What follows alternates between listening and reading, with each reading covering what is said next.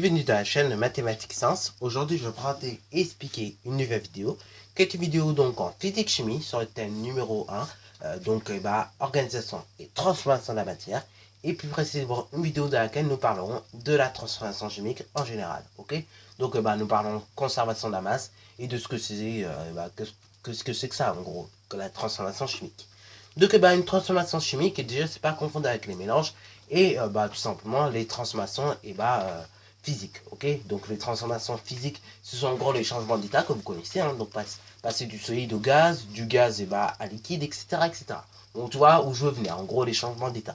Donc en gros c'est ça les transformations physiques. Alors que des mélanges, en gros, c'est une association de plusieurs substances. Et donc en gros, là c'est pareil, c'est pas trop compliqué. Par exemple du sucre et de l'eau, c'est un mélange.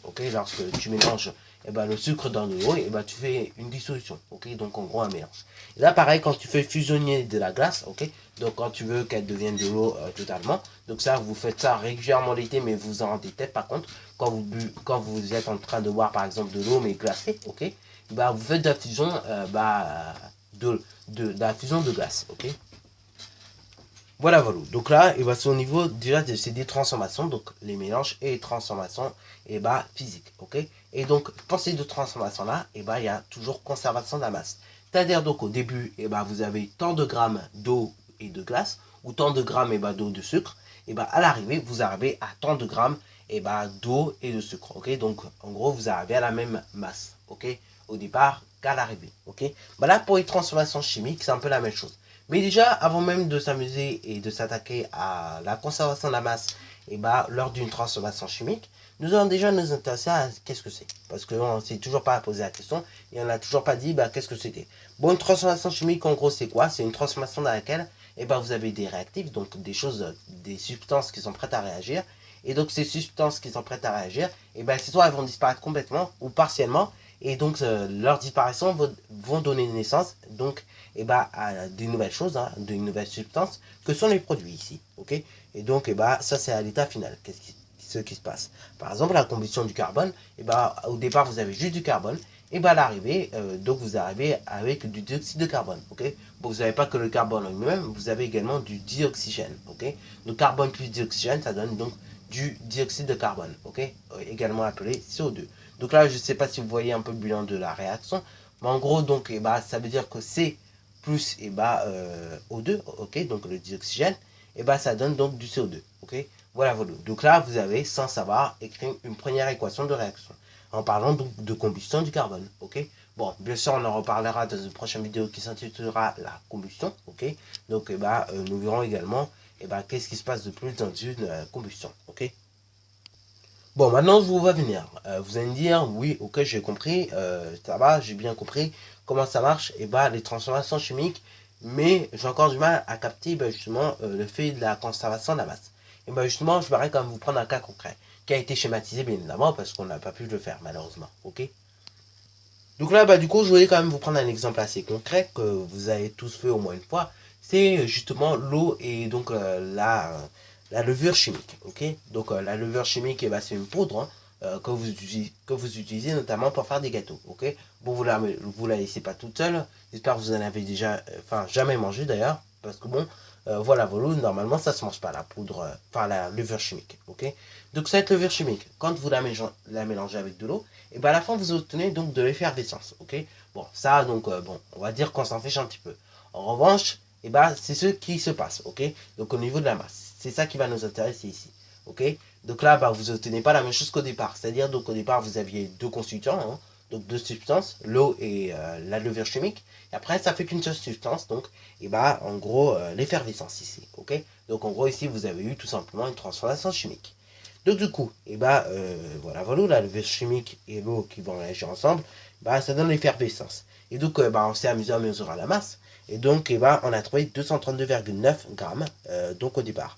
Et après, à l'arrivée, donc, on obtient toujours nos 232,9 grammes.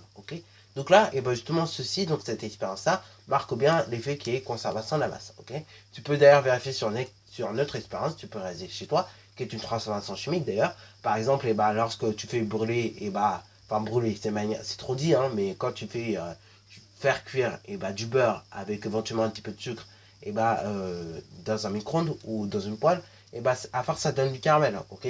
Donc là, bon, bien évidemment, si tu peux éviter de faire ça à la poêle, mais au micro-ondes, c'est plus pratique, comme ça, tu peux contrôler, hein. Donc après, tu rajoutes du sucre, il me semble, aussi, parce que sinon, ça ne donnera pas le goût assez sucré que tu as, ok.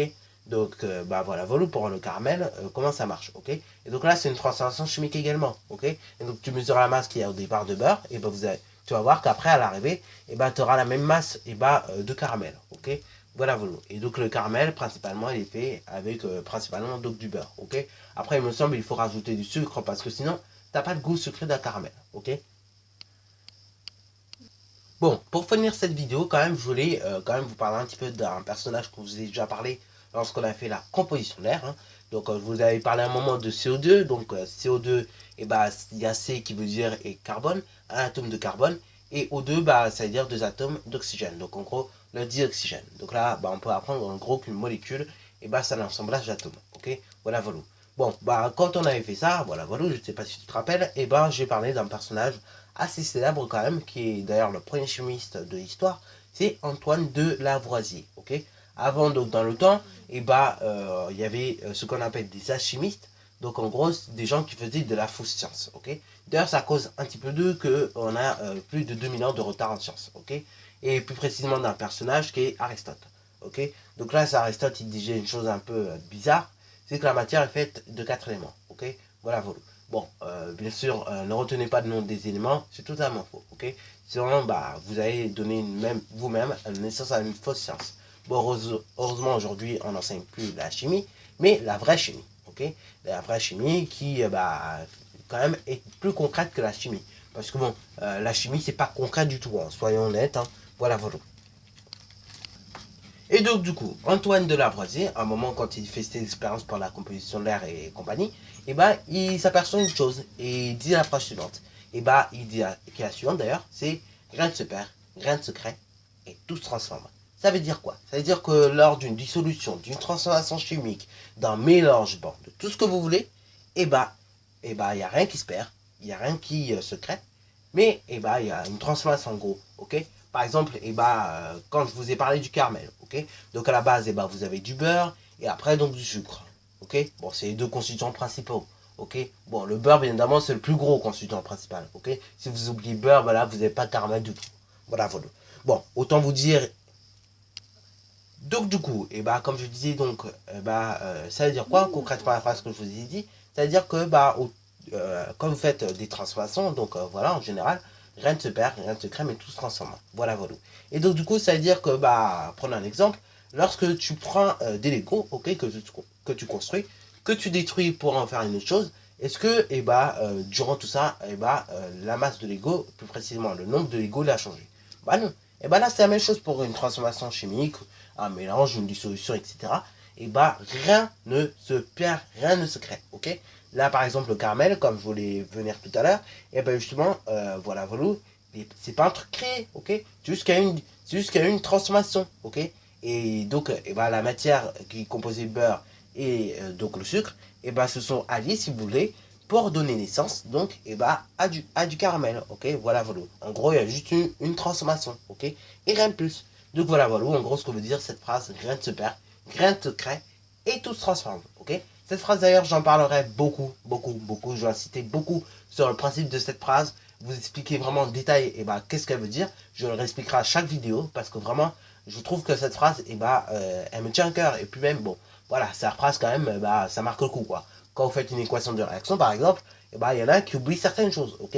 Et se rappeler cette phrase-là, franchement, je vous dis, c'est perfect. Ok, is perfect.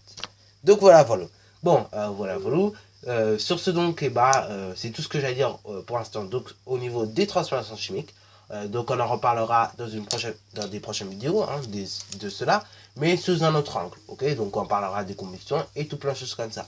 Sur ce donc, eh bah, c'est déjà la fin de cette vidéo. Alors si tu as bien aimé, n'hésite surtout pas à liker, à commenter. Et bonne réussite à toi en mathématiques et en sciences.